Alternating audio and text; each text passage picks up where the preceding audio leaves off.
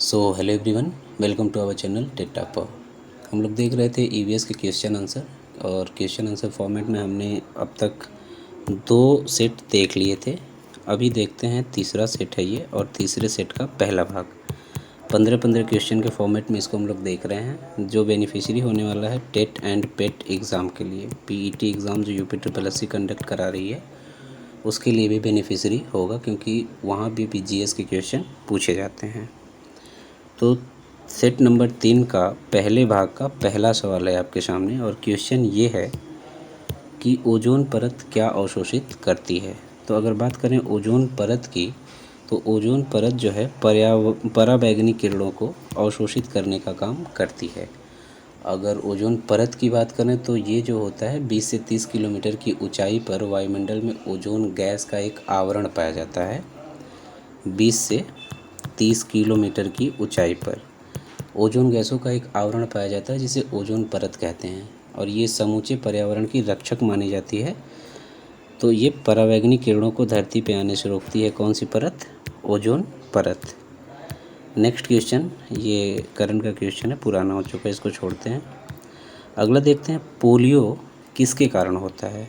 जो पोलियो बीमारी है, पोलियो किसके द्वारा होता है ये बताना है।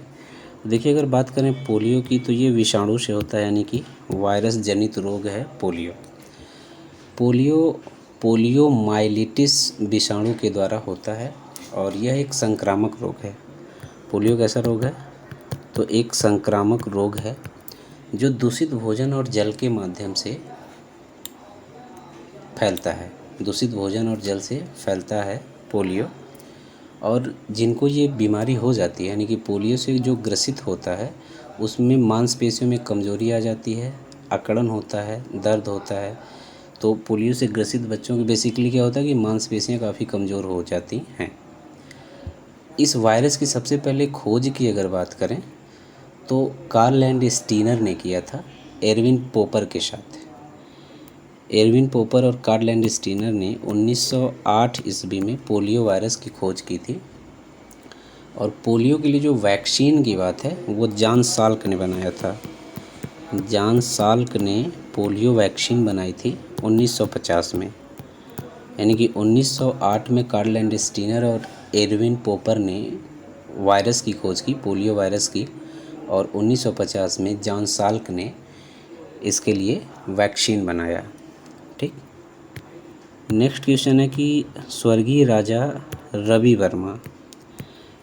वर्मा का संबंध है।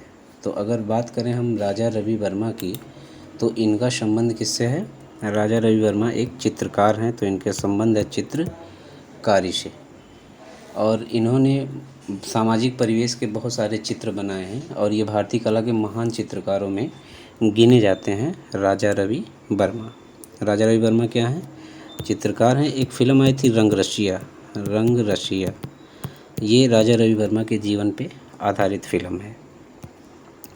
नेक्स्ट क्वेश्चन है कि निम्नलिखित रोगों में से मादा एनाफिलीज मच्छर किसकी वाहक है।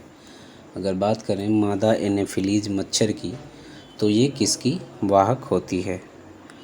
तो मादा एनाफिलीज मच्छर जो है ये मलेरिया का वाहक होती है।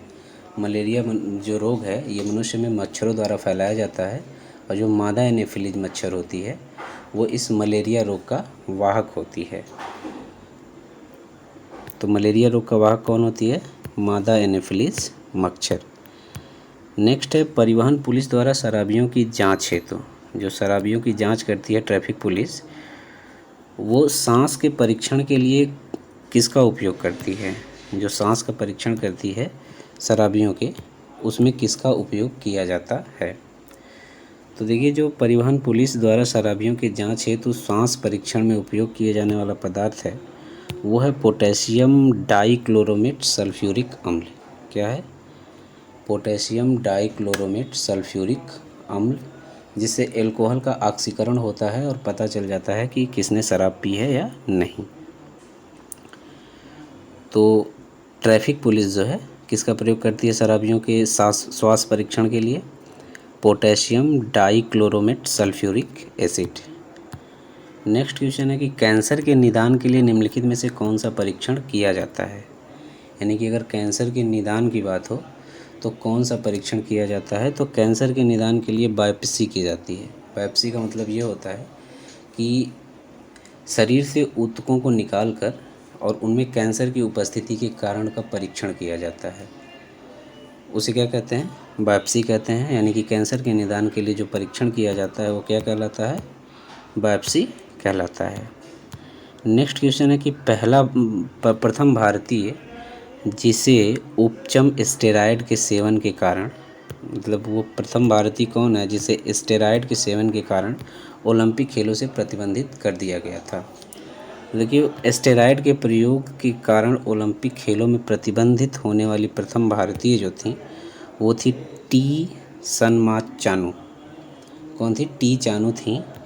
और अगर इनकी बात करें टी चानू की, तो ये 58 किलोग्राम की भारोत्तोलक थी। भारोत्तोलक थी 58 किलोग्राम वेट में, 18 किलोग्राम वेट में भारोत्तोलक थी। और इनको स्टेरॉयड के इस्तेमाल में, स्टेरॉयड का सेवन करने के कारण ओलंपिक खेलों में प्रतिबंधित कर दिया गया था। ये पहली भारतीय थी जिन्हें प्रतिबंधित किया गया था स्टेरॉयड के सेवन के मामले में। नेक्स्ट क्वेश्चन है कि निम्नलिखित में से कौन सा रोग जल जनित बीमारी है, यानी कि जल से होने वाली बीमारी कौन सी है ये बताना है। देखिए, अगर बात करें जल जनित बीमारी की तो ये है हैजा। हैजा जो है एक जल जनित बीमारी है, संक्रामक रोग है। यह दूषित भोजन और पानी में पैदा होने वाले बीमारियों कोलेरा जीवाणु से होती है। किस जीवाणु से होती है, कोलेरा जीवाणु से होती है हैजा बीमारी। और जिनको ये बीमारी हो जाती है वो हैजा से पीड़ित व्यक्ति में दस्त, शरीर में अत्यधिक जल की कमी, आवश्यक लवणों की कमी, ये तमाम प्रकार के लक्षण दिखाई देने लगते हैं जो व्यक्ति हैजा से पीड़ित होता है। तो जल जनित बीमारी कौन सी है, हैजा। नेक्स्ट है डायनासोर क्या थे। जो डायनासोर थे ये क्या थे, तो देखिए, अगर डायनासोर की बात की जाए तो एक सरीसृप थे जो विलुप्त हो गए हैं। वर्तमान में डायनासोर विलुप्त हो गए हैं।